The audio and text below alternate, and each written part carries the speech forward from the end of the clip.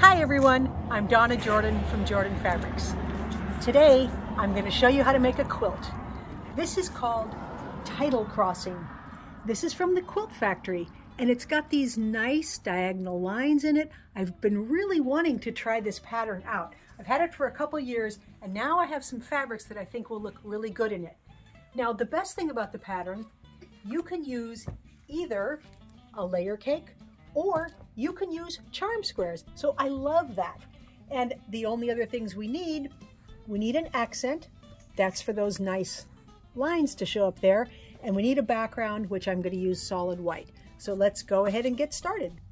If you're using charm squares like I am, you're going to need 4 packages. This is called Love Lily. These squares are from Moda. And they're nice, bright, cheerful floral prints, and I think that'll make a really happy quilt. The first step is to get these charms cut up into the sizes we need. Now, some of the squares will stay 5 inches, and some get cut to some other sizes. And I can't give you all the sizes because it's not my pattern.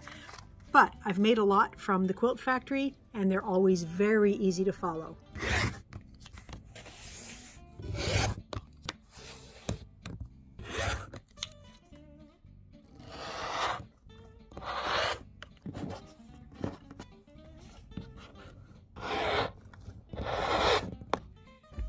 That's all the cutting we needed to do with the charms.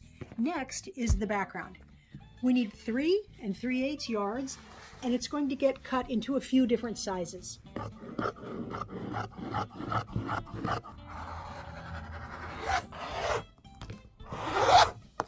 That is all we need cut out of the background fabric.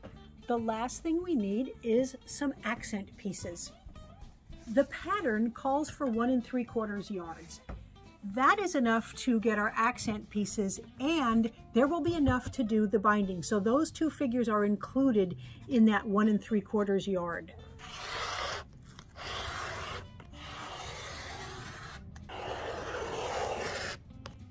Now that all the cutting is done, we're ready to start making our blocks. So we're going to take the biggest background squares and the biggest print squares, and we're going to make half square triangles with them. So take the light fabric, take the background, and draw a line from corner to corner right across a diagonal. Now I like to use a light pencil line, just dark enough so I can see it. To make the half square triangles, take 1 printed block, 1 of your backgrounds with that line, and we're going to stitch down both sides of the line. So you want to stitch a 1/4 inch away. Now my presser foot is a 1/4 inch wide. Most of them are. So I can go down this side and then pull it around and go down the other side. Once they're all stitched, all we have to do is cut them right along that drawn line. So I'm going to put my ruler right along that line, and it is corner to corner. Cut them in half, take them to the ironing board, and put them down. Put the background down. Put that side down, because then we can peel this open toward the dark. The seam allowances are going toward the dark. Same thing with this one. So I peel it open so that I can keep that seam nice and straight and it doesn't get distorted. Next step is to trim them down to 4.5 inches exact. Here's a good way to get these trimmed to size. Take a plastic ruler that has a diagonal line in the corner, and we're going to put that line right on that seam allowance, and I'm going to scooch it up really close to the edge there and trim away just the excess here.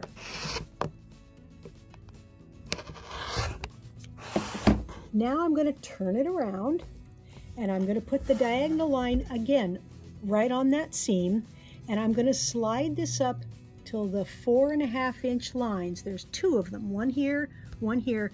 So those are right on the edge of the block. It's lined up there, and I'm going to cut off this little bit of extra. Now my square is exactly 4.5 inches. The dog ears are trimmed off, and that seam goes from corner to corner. Okay, the next step is to take our 2 long strips over to the machine. Take one background and one accent,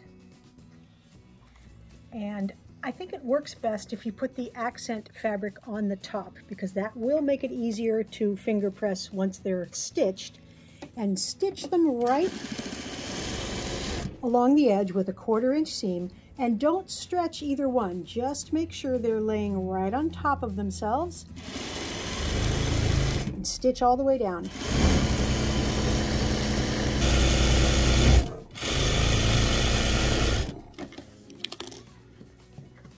Now I'm going to open it up, and I want my seam allowance to go away from that background. I want it going that way.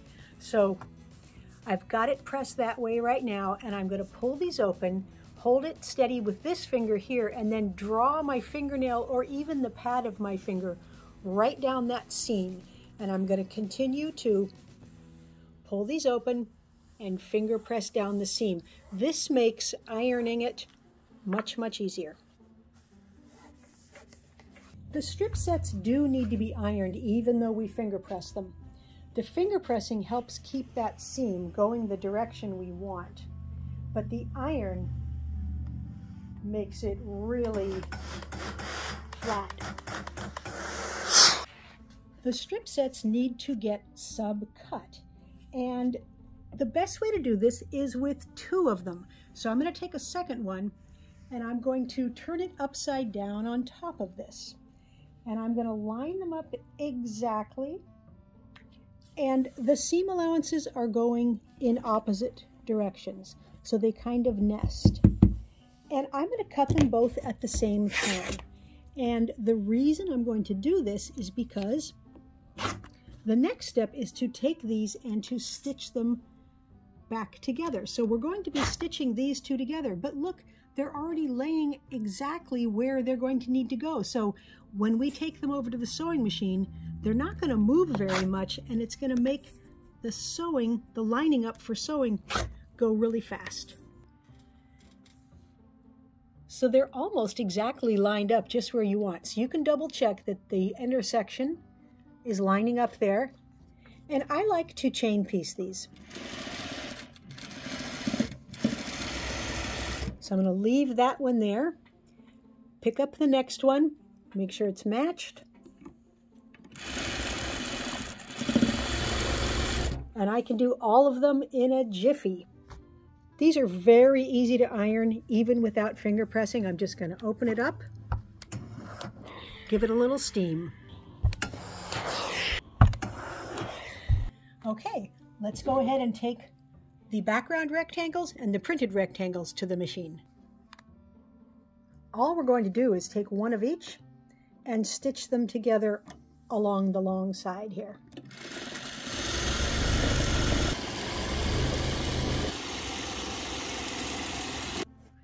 I went ahead and ironed these up so that the seam allowance is heading towards the dark print. And at this point, we have all the components so that we can start making our first official block. There's only 2 blocks in the whole quilt, so let's make the first one. We've got one of these in the center, 4 of these around it, and then we've got some of these rectangle ones here. And right now, I'm just trying to get different colors. I'm not worrying about which color is going where, but I'm going to try to get 4 different colors there, add 4 more of these blocks, and you can see that the little guys here, the little accents, are making lines already. Next, 2 half square triangles with the color pointing toward the middle. And again, don't worry too much about what color goes where.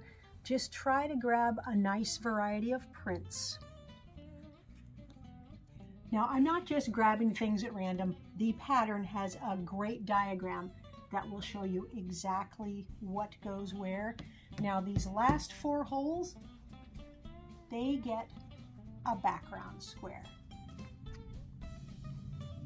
So that's block 1. All we have to do is sew it into rows and then sew those rows together. And we're going to make 4 of these blocks.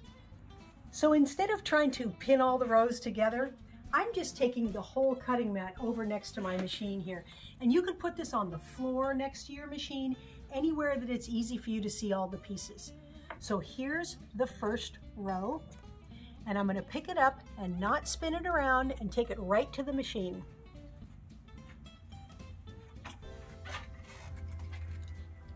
So I like to take this row, turn it upside down, because I know that piece is going to go over on my left. So I'm going to flip that one over. The next piece will get flipped over and go right next to it. So we'll put it right on top there. Now they're all exactly the same size.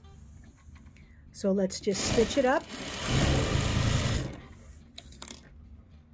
Open it up, and again, this next piece, it would get flipped over, but of course it's the same on both sides, so it doesn't matter. Stitch that one on.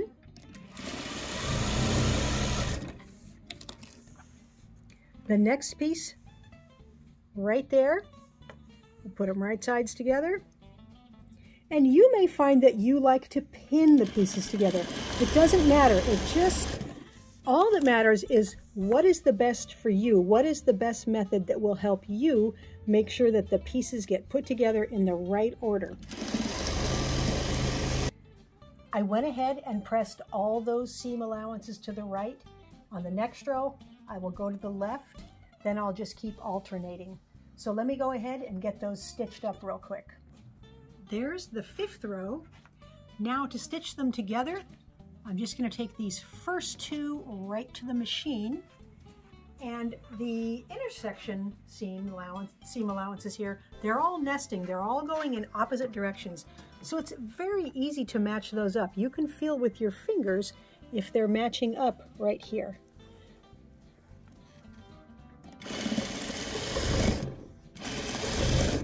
Then just match the next intersection. They're nice big pieces, so it's really easy to stitch this together.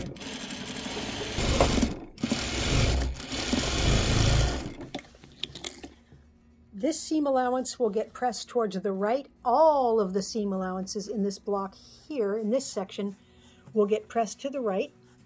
And now I'm going to add the next few rows. And there is the first block. All right, that's the last block. I know I said earlier that there were 4 of these. There's actually 8.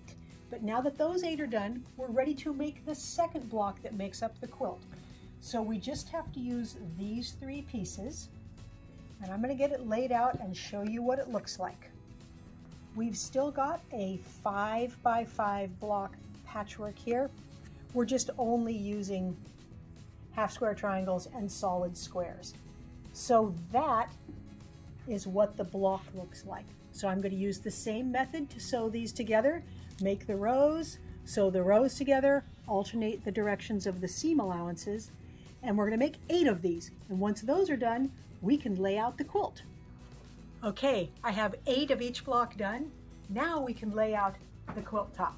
It's very easy because all we're going to do is alternate these 2 blocks. So we've got the first block, the second block, another one of the first blocks there, another one of the second blocks, then we'll alternate going up.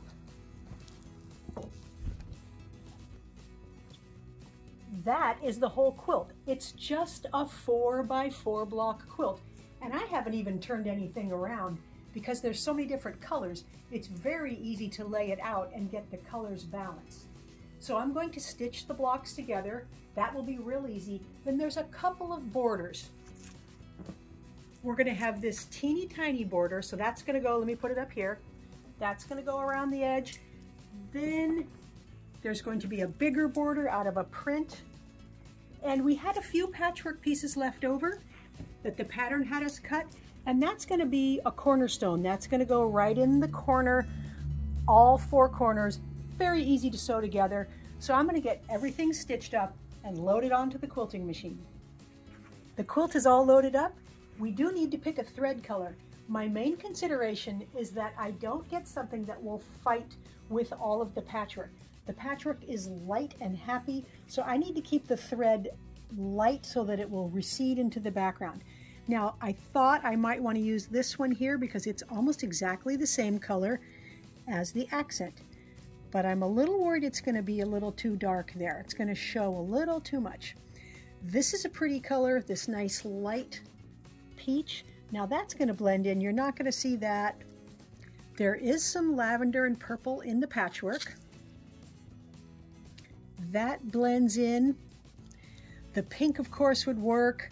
Doesn't show much. But I think our best choice is going to be this really, really light aqua. So this, it echoes the color that's in our accent. Going to blend right into the white there. So let's use this one. I'm going to use a pattern called Rose Meander for the quilting. These roses look just like the roses that are in the prints, so it'll be perfect.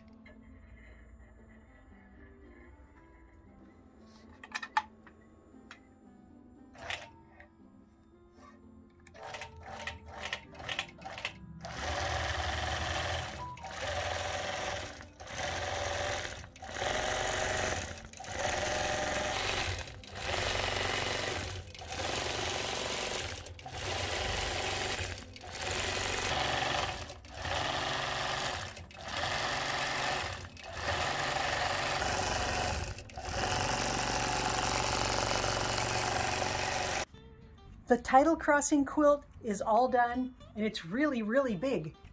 94 by 94 inches, so this would fit on my queen size bed and it would hang down quite a bit. You can see those pathways of accent squares. That really ties in all the patchwork. The quilting, you can't even see the quilting. You probably can't see it at all from there. You can just see little shadows of that really light aqua thread. And that is similar to the color that we used in these accent squares, and that's exactly the same fabric that I used here on the inner border. I also used that on the binding. I think that little dark binding frames it nicely with this nice flowery light colored outside border. I don't often use a light colored outside border because I want something to frame it, but the inside and the binding, those act as the framework here. The back side, it's got just this little teeny flowered print all over it. And again, you can't see much of the quilting. You can just see the little bits of shadows. So a very, very fast quilt to make. I was surprised at how quickly it stitched together. And I think that's because the blocks are pretty big because we used charms, and you could also use the layer cake to make the same quilt. Thanks everyone for watching our video today. We really hope you enjoy watching them as much as we enjoy making them. Now at the end of each video, we do a giveaway. Today's giveaway, this is called Twirling Stars, and this is also a pattern from the Quilt Factory. Now we did this in a video to show you how to make it, but today you can win it. So this is a nice throw size quilt, and all you have to do to enter is click the link below the video that says giveaway. And you just have to enter your name and your email address, and we can send this to a winner anywhere in the world. So good luck. Now, if you like our videos and you want to support us, the best thing you can do is subscribe to our YouTube channel. That really helps us out. Happy quilting!